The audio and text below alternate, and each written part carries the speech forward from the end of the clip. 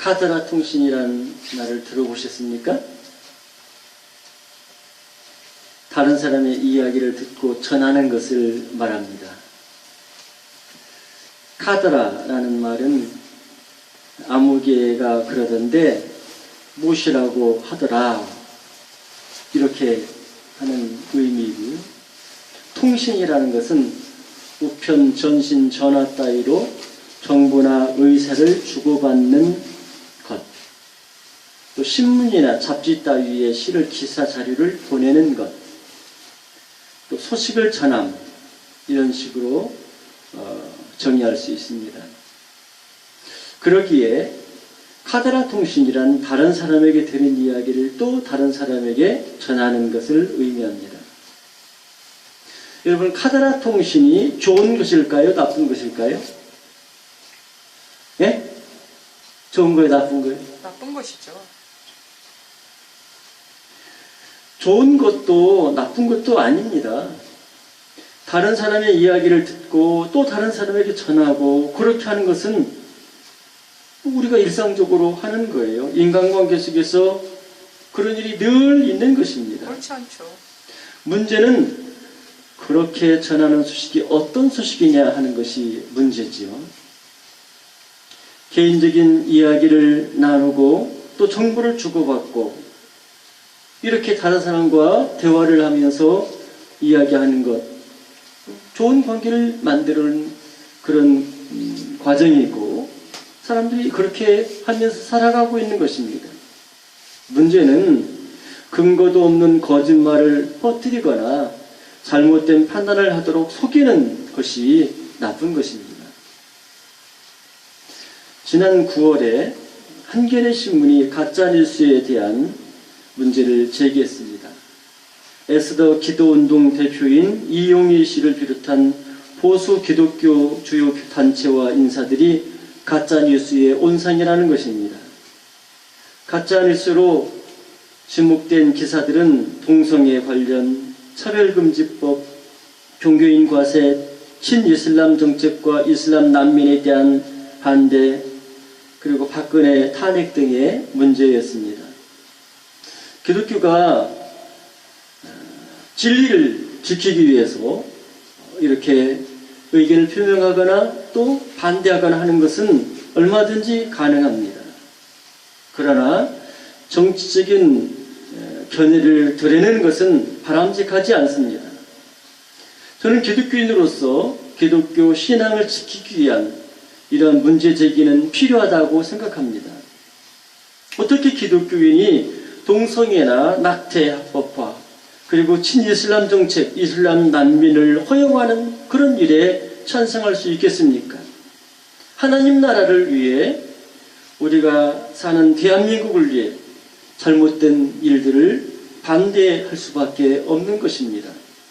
문제는 그것을 반대하는 방법이 잘못됐다는 거예요. 뭐가 잘못됐어요? 뭐가 잘못됐어요? 그런 반대를 위해서 사람들이 이런 반대에 참여하게 하기 위해서 거짓말도 하고 심지어는 범죄 사실이 드러난 박근혜를 옹호하는 그런 주장까지 하고 있는 거예요. 신앙을 가진 성도들이 이런 거짓말에 속지 않으려면 어떻게 해야 할까요? 어떻게 이런 거짓말에 속지 않죠? 가만히 있어도 우리가 거짓말에 속지 않고 잘할 수 있나요? 기독교 윤리실천운동이 발표한 가짜뉴스 판별법이라는 내용이 도움이 됩니다. 먼저 가짜뉴스를 생산, 전파하는 전파하거나 혐오 배척을 선동하는 사이트나 플랫폼을 피해야 한다는 거예요. 그것을 보면 안 돼. 보면은 거기에 속게 돼 있어요. 또 사진이나 동영상이 게재되어 있다 할지라도 그것을 쉽게 믿지 않아야 한다는 거예요. 사진이나 동영상이 있으면 야 사실이구나 우리가 이렇게 생각하기 쉬운데 아니라는 거예요. 그게 가짜인 경우도 있는 거예요. 그렇기 때문에 그런 것을 보고 쉽게 믿기보다는 그런 기사를 올리는 곳과 다른 언론기관의 그런 기사들을 2개 이상을 참고해서 비교해서 보면은 거짓말에 속지 않을 수 있다는 것입니다. 더 나아가 기독교 세계관이라는 분명한 기준을 가져야 한다고 합니다. 이를 위해서 교회 안에 건전하게 비판할 수 있는 이런 비판하고 토론할 수 있는 이런 풍토를 만들어야 되는 거예요. 기독교 신앙은 하나님과 하나님의 말씀을 믿는 것입니다.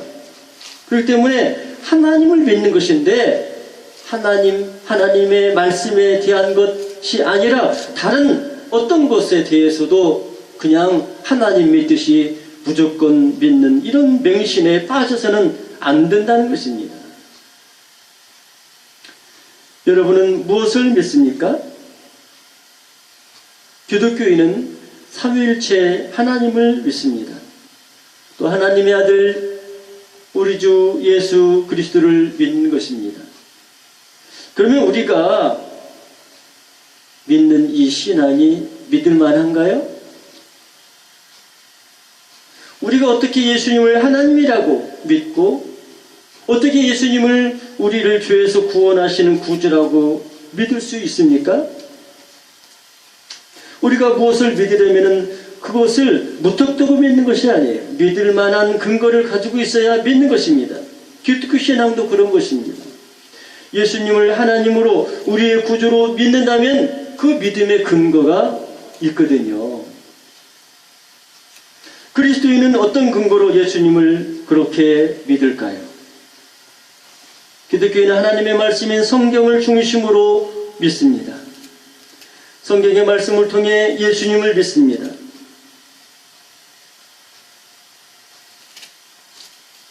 기독교인은 하나님의 말씀을 따라 살아가고 그 말씀을 순종하는 가운데 하나님께서 말씀하신 것이 신실하고 또 하나님께서 나를 사랑하시고 나에게 은혜를 주시고 복을 주시고 하는 그런 경험을 하게 되는 거예요. 그래서 이렇게 하나님과 하나님의 말씀을 믿고 살아가면서 경험하는 이런 하나님에 대한 이런 경험을 통해서 우리의 믿음이 더 깊어지고 더 확실해지는 것입니다. 그래서 하나님을 믿고 예수를 믿는 것은 이렇게 믿을 만한 이유가 있는 거예요. 그렇지만 문제가 더 있습니다. 기독교인의 믿음의 근거가 되는 성경을 어떻게 믿을 수 있느냐는 것이죠. 그냥 세상 사람들은 성경을 세상 사람들이 아무나 쓰는 그런 책 중에 하나로 생각하고 있지 않습니까? 성경을 어떻게 믿을 수 있는가? 기독교의 믿음의 근거인 성경은 하나님의 음성을, 하나님의 말씀을 들은 사람들이 성령의 감동으로 기록한 것입니다. 모세의 경우 어려서부터 어머니로부터 구전을 통해 내려오는 하나님의 말씀을 들었습니다. 모세는 애굽 왕궁에 살았지만 하나님의 말씀을 믿었기 때문에 자기가 하나님의 백성이라고 알았고 그래서 바로의 아들이 되는 것을 포기했습니다. 또 모세는 직접 하나님의 음성을 들었습니다. 미디안 광야에서 양을 치며 훈련받는 중에 하나님이 모세를 부르셨습니다. 모세는 이때부터 직접 하나님의 음성을 듣고 그 말씀을 따라 순종했습니다.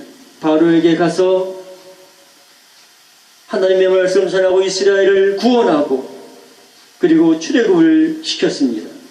광야길을 가고 가나안에 이르기까지 모세는 하나님의 음성을 들었습니다. 모세는 그 모든 자기가 들었고 자기가 직접 하나님에게서 들었던 또 자기가 하나님의 행하신 일들을 보았던 그 모든 것을 이렇게 기록했어요. 모세가 기록한 모세오경이 바로 하나님께서 말씀하신 모세를 통해 말씀하신 성경 하나님의 말씀인 것입니다. 하나님은 그 뒤에도 기름 부음 받은 하나님의 사람들을 통해 말씀하셨습니다. 하나님께서 세우신 왕 다윗을 비롯한 그런 여러 왕들이 있죠. 선지자 제사장들을 통해서 말씀하셨습니다. 그리고 하나님은 마지막에 예수 그리스도로 말씀하셨습니다. 하나님께서 약속하신 메시아 예수님이 이 세상에 오셔서 그것이 하나님 말씀이고 또 예수님이 사람들에게 말씀을 가르쳤습니다. 제자들을 부르시고 직접 이스라엘 사람들을 만나시고 가르치시고 하나님 나라의 말씀을 전했습니다. 사람이 되신 예수님께서 세상에 오셔서 하신 일 중에 중요한 것이 있어요. 이게 뭔지 아세요? 예수님이 오셔서 하신 일. 예수님 하신 일은 십자가에 달려 죽으시고 우리를 위해 구속하시는 거예요. 대속하시는 거예요. 그것 중요하죠. 근데 그거 말고 또 한 가지가 있어요. 그게 뭐냐? 그것은 제자들을 훈련시킨 거예요. 제자를 훈련시키는 일을 위해서 예수님은 최고로 많은 노력과 관심을 기울였습니다. 왜냐하면 예수님께서 우리를 위해 십자가에 달려 대속하신 이후에 하늘나라로 가시거든요. 이 구원의 하나님의 역사, 이것을 사람들이 알고 믿어야 되잖아요. 어떻게 믿을 수 있어요? 제자들이 복음을 전하고 제자들이 흩어져서 예수님을 전하여야 되기 때문에 예수님은 십자가에 죽으시는 것을 위해 오셨을 뿐 아니라 예수님은 제자를 훈련시키는 일을 위해서 오신 것입니다. 실제로 예수님께서 승천하여 하나님 나라에 가셨을 때 이 세상에는 제자들만 있었습니다.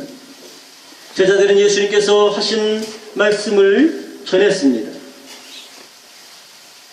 그동안 훈련받은 대로 또 제자들이 예수님의 말씀을 들을 뿐 아니라 예수님과 함께 동고동락하면서 많은 시간을 함께 보내면서 말씀을 듣고 또 함께 먹고 마시고 함께 행동하고 이렇게 훈련을 받아왔습니다.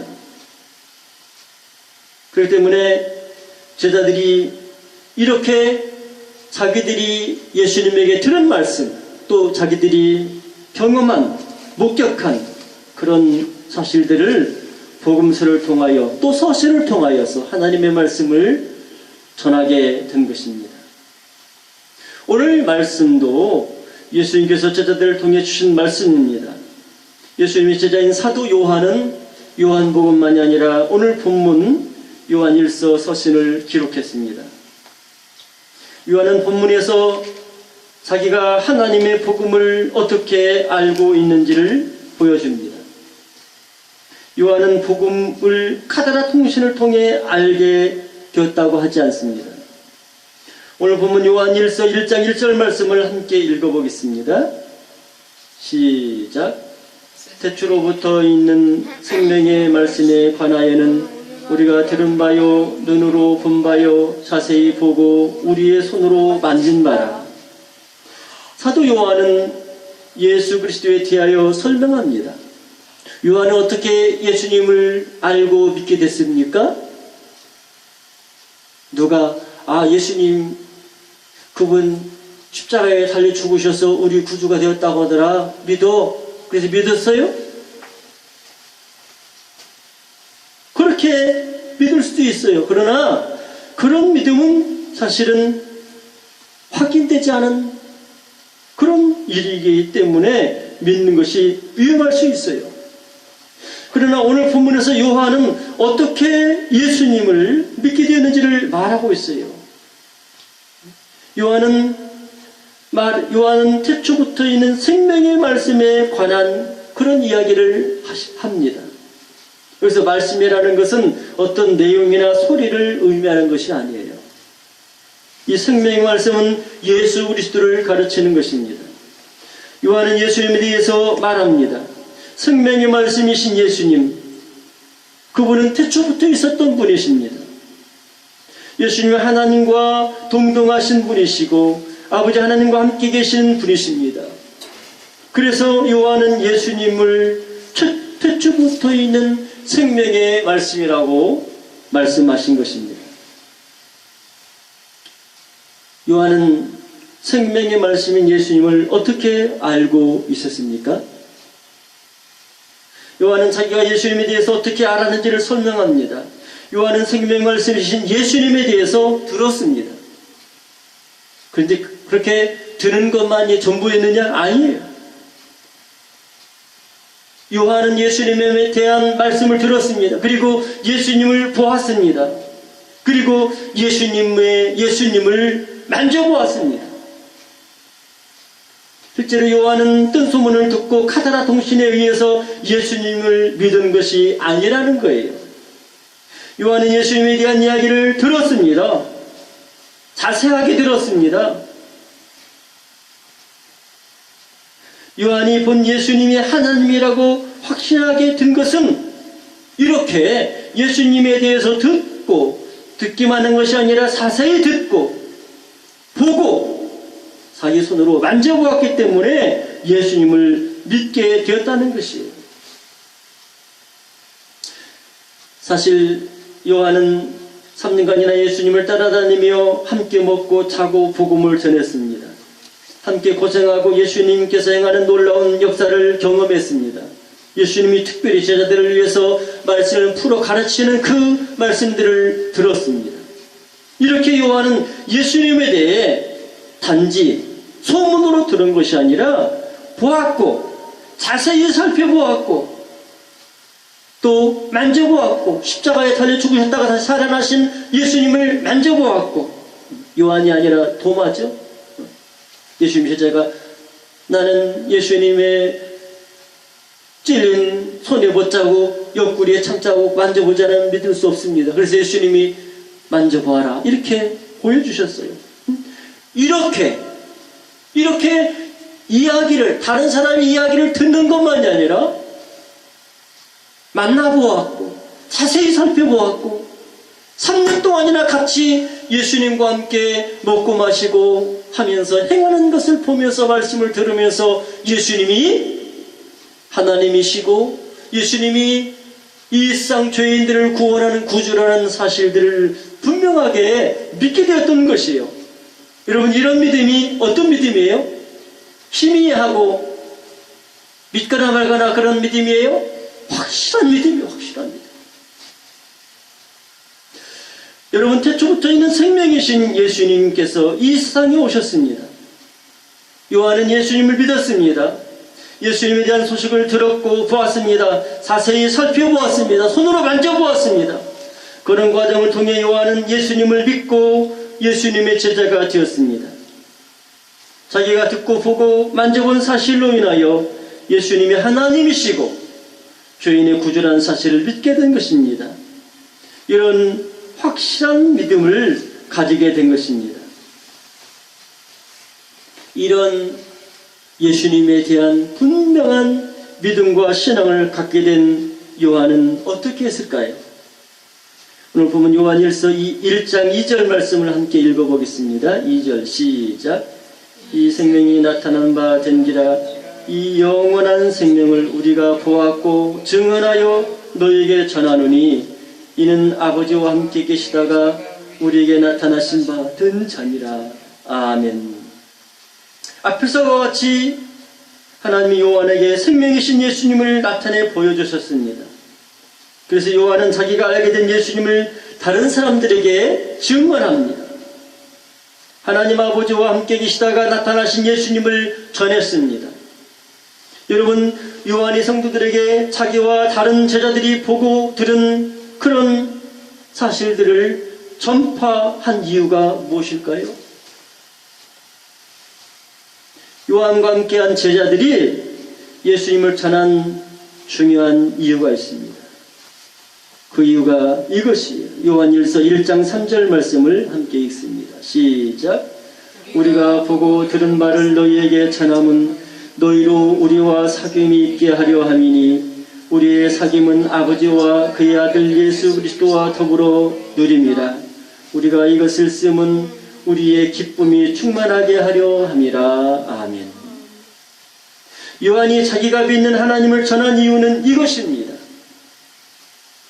요한을 비롯해 예수 믿는 제자들은 서로 하나가 되어서 교제를 했습니다. 사귀었습니다. 하나님께서 생명의 말씀이신 예수님 보내주시고 십자가에서 구속하신 사실을 믿는 성도들이 모여서 하나의 신앙의 공동체가 되었습니다. 그들은 하나님의 말씀을 듣고 예배하고 은혜를 나누었습니다. 이것이 뭐예요? 이것이 그리스도인의 공동체이고 또 그냥 사람들의 모임이 아니라 하나님 아버지와 주 예수 그리스도와 함께 사귀는 이런 사귐인 것입니다. 그렇기 때문에 이와 같이 요한은 다른 사람들에게도 우리가 너희에게 내가 만난 예수 그리스도 그분을 전하는 것은 너희도 우리와 사귐이 있게 하기 위한 것이다. 이렇게 말씀하신 거예요. 사람들은 서로 어울려 사귀며 살아갑니다. 근데 누군가를 만나서 사귀입니다. 근데 그 사람이 나를 힘들게 해요. 어느 직장에서 어느 학교에 다니는데 나랑 같은 과 같은 반이에요. 그래서 처음에는 반갑고 좋아서 이렇게 사귀고 친하게 됐어요. 그런데 그 친구가 좀 이상해요. 나를 괴롭게 해요. 싫어하는 사람과 헤어지면 다행이긴 한데 헤어질 수 있어요? 1년 동안은 붙어 있어야 되잖아요. 그렇지만 헤어질 수도 없는 관계라면 어떻겠습니까? 그런 관계 속에 있다면 고통스러울 거예요. 지옥과 같을 거예요. 아마 직장에 나가기 싫을 거예요. 학교에 가기 싫을지 몰라요. 이런 사귐은 얼마나 우리에게 피해를 주고 고통을 줍니까? 반대로 서로 사랑하고 배려하고 돕는 사람과 함께 한다면 어떨까요? 위로를 받고 힘을 얻고 아주 재미있어서 직장에 나가고 학교에 가고 이렇게 교회에 가고 하는 것이 즐겁고 기쁠 거예요. 우리는 누구와 사귀느냐가 중요합니다. 요한은 지금 예수님을 만났습니다. 태초부터 있는 생명의 말씀이신 예수님을 만났습니다.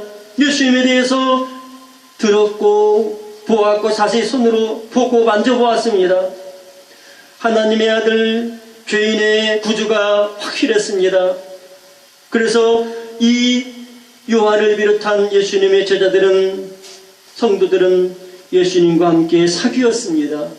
하나님을 찾고 기도하고 하나님의 말씀을 듣고 은혜를 나누고 하나님께서 말씀하신 그 은혜를 서로 이렇게 나누면서 섬겼습니다.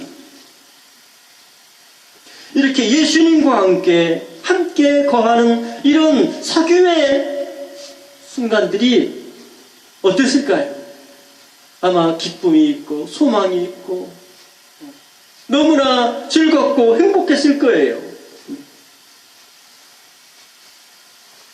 그렇기 때문에 요한은 이렇게 하나님 아버지와 주 예수 그리스도로 더불어 교제하고 사귀는 이런 그리스도인의 공동체 가운데 다른 사람들도 예수님을 만나고 믿음으로써 이와 같이 하나님과 사귀는 이 모임에 함께하는 그런 일들이 있기를 원한 거예요. 그래서 그들에게 복음을 전했다는 것입니다. 요한은 성도들에게 태초로부터 있는 생명의 말씀이신 예수님을 전했습니다. 그는 예수님에 대하여 들었고 보았고 자세히 살펴보았습니다. 손으로도 만져보았습니다. 그러기에 요한은 자기가 예수님과 사귀는 가운데 있는 것처럼 다른 사람들도 예수 그리스도를 알 수 있도록 증거한 것입니다. 그래서 그 사람들도 예수님 믿어서 하나님과 주 예수 그리스도로 더불어 사귀는 이 아름다운 공동체 안에 하나님과 사귀는 이런 기쁨과 영광을 맛보는 그런 은혜가 있기를 소망한 거예요. 그렇습니다. 예수님 믿고 구원받은 성도들은 이런 하나님 아버지와 더불어 교제하는 그런 복된 은혜를 받게 되었습니다. 요한은 예수 그리스도의 복음을 전하면서 성도들이 알아야 되는 중요한 사실을 또 이야기합니다. 오늘 오늘 보면 요한일서 1장 5절 말씀을 함께 읽습니다. 시작. 우리가 그에게서 듣고 너에게 전한 소식은 이것이니 곧 하나님은 빛이시라 그에게는 어두움이 조금도 없으시다는 것이니라. 요한은 예수님을 통해 알게 된 하나님에 대해서 설명합니다. 그것은 하나님은 빛이라는 거예요. 하나님에게는 어두움이 조금도 없다는 거예요. 하나님은 빛이십니다. 빛이시기 때문에 예수님 믿는 사람은 어떻게 살아야 돼요? 빛 가운데 살아야 되는 거예요. 오늘 보면 요한일서 1장 6절 7절 말씀 같이 읽습니다. 시작. 만일 우리가 하나님과 사귐이 있다 하고 어둠에 행하면 거짓말을 하고 진리를 행하지 아니함이거니와 그가 빛 가운데 계신 것 같이 우리도 빛 가운데 행하면 우리가 서로 사귐이 있고 그 아들 예수의 피가 우리를 모든 죄에서 깨끗하게 하실 것이요. 예수님을 믿는 성도는 빛 가운데 행해야 되는 것입니다. 하나님이 빛이십니다. 예수님이 빛이십니다. 예수님 믿는 성도들은 빛이신 하나님께 속한 사람입니다. 그렇다면 하나님과 사귐이 있는 그런 성도들이 어떤 삶을 살아야 되느냐? 하나님과 사귐이 있다면서 어두운 가운데 거한다. 그거 하나님과 사귀는 거예요? 아니라는 거예요. 하나님과 사귐이 있다면서 어두운 가운데 행하면 안 돼요. 그것은 거짓말하는 것입니다. 그것은 진리를 행하지 않는 것입니다. 그러니까 하나님의 빛 가운데 거하는 것 같이 성도들은, 하나님과 사귀는 사람들은 진리 가운데 행해야 되는 거예요. 우리가 하나님의 빛 가운데 이렇게 거하시는 것처럼 우리가 빛 가운데 가면 우리가 참으로 하나님과 사귀는 거예요. 참으로 하나님과 함께하고 하나님과 사귀는 그런 존재라는 거예요. 어떤 사람이 하나님과 사귐이 있다면은 그 사람은 죄에서 깨끗함을 받은 거예요. 왜 그렇습니까? 하나님 앞에 구원을 받고 하나님의 자녀가 되고 하기 위해서는 우리의 죄를 회개하고 돌이켜서 예수 그리스도를 믿고 구원을 받아야 되기 때문입니다.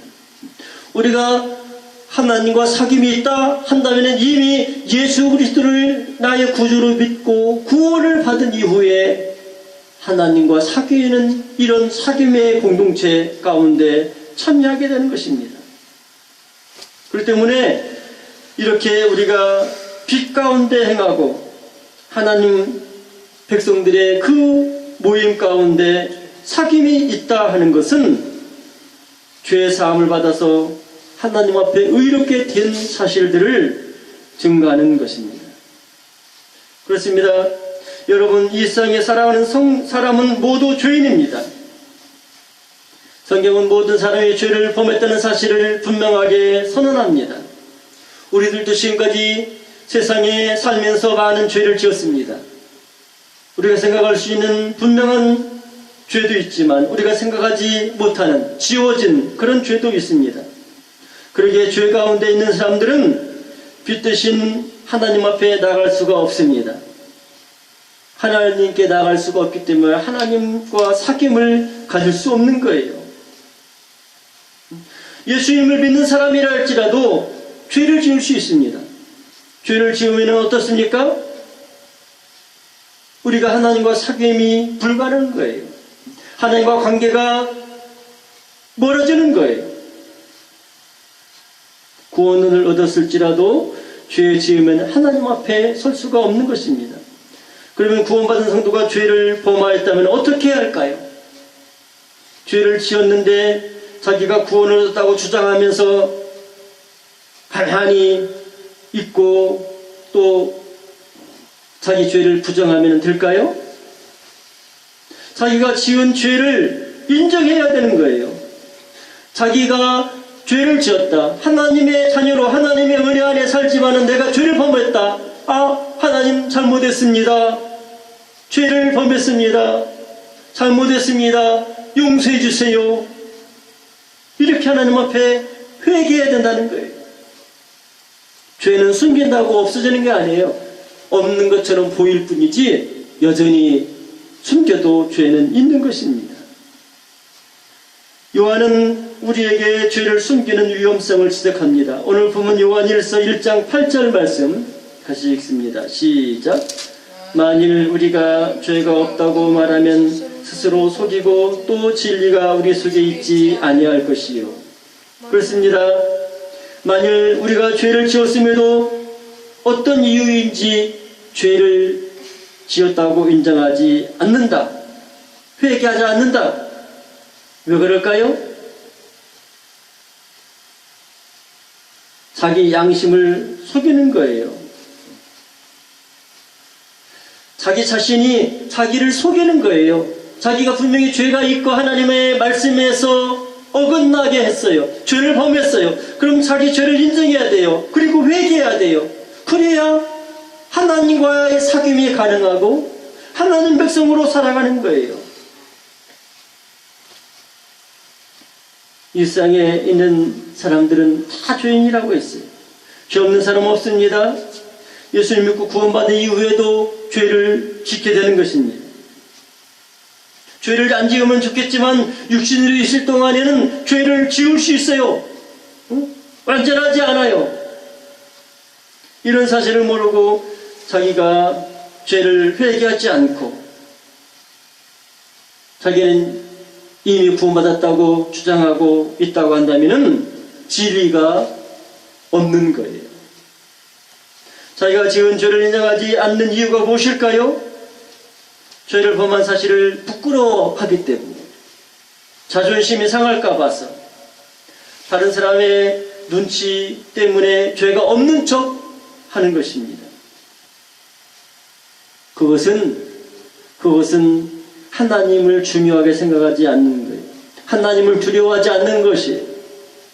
하나님보다 세상을, 사람을 더 의식하는 거예요. 하나님을 모르고 하나님을 믿지 않고 세상만 바라보는 거예요. 그렇게 되면은 결국 그 죄악으로 말미암아 심판을 당하게 될 수밖에 없어요. 그러나 자기 죄를 인정하고 회개하는 사람은 어떻게 될까요? 오늘 본문 요한일서 1장 9절 말씀을 함께 읽습니다. 시작. 만일 우리가 우리 죄를 자백하면 그는 믿으시고 의로우사 우리 죄를 사하시며 우리를 모든 불의에서 깨끗하게 하실 것이요. 죄를 부인하면 회개할 수 없습니다. 그러나 자기가 지은 죄를 인정하고 하나님 앞에 회개하면 해결할 방법이 생깁니다. 자기 죄를 자백하면 하나님께서 우리를 용서하신다는 거예요. 우리 죄를 사하시며 또 사하는 것만이 아니라 우리를 깨끗하게 하신다. 우리를 모든 불의에서 깨끗하게 하실 것이요. 하나님 믿으신 분이십니다. 하나님은 믿을 수 있는 분이십니다. 우리가 연약한 것도 아시고 계십니다. 그래서 우리가 하나님 앞에 돌이키고 회개하기만 하면 하나님은 우리의 죄악을 불쌍히 여기셔서 용서해 주시는 거예요. 그러므로 죄 사함을 받기 위해 우리는 우리의 죄를 회개해야 되는 거예요.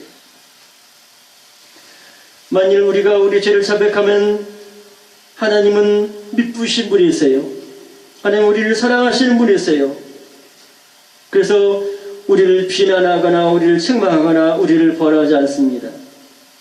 세상에서는 죄를 지으면 부끄러워합니다. 지천을 받고 자기가 가지고 있는 것을 빼앗길 수도 있습니다. 그러나 하나님 앞에서는 우리가 우리 죄를 자백하는 것이 용서받는 것이고 하나님과의 관계를 회복하는 것이고 하나님과 믿는 그리스도인들과 더불어서 사귀는 그런 것이 되는 것입니다. 그러나 죄인이 범죄하지 않았다 하면 어떻게 되느냐? 회개하지 않는 사람은 하나님을 거짓말하는 자로 만드는 것입니다. 하나님 말씀을 부정하는 거예요. 죄를 하나님이 죄라고 하신 것을 죄가 아니라고, 괜찮은 것이라고 이렇게 하는 것은 하나님이 잘못했다는 것이고 하나님 말씀이 틀리다는 것이고 하나님을 거짓말쟁이로 만드는 거예요. 자기의 죄악을 모르고 이렇게 하나님 앞에 도리어 하나님을 거짓말장이라고 하는 그런 어리석은 자가 되어서는 안 됩니다. 사도 요한은 하나님과 주 예수 그리스도로 더불어 사귐을 가졌습니다. 요한은 그 풍성한 사귐 가운데 다른 사람들도 함께 참여하기를 원했습니다. 죄인이 어떻게 빛되신 하나님 앞에 나아가 사귈 수 있을까요? 하나님과 사귐을 위해서는 우리의 죄를 회개하고 예수님을 믿어야 됩니다. 회개하고 죄사함을 받고 의롭다함을 받아야 됩니다. 저와 여러분도 이런 사도 요한의 초대를 받았습니다. 우리의 죄를 자백하고 구원을 얻어 하나님 나라의 복된 사귐 가운데 참여하는 저와 여러분이 되기를 주 예수님 이름으로 축원합니다. 아멘.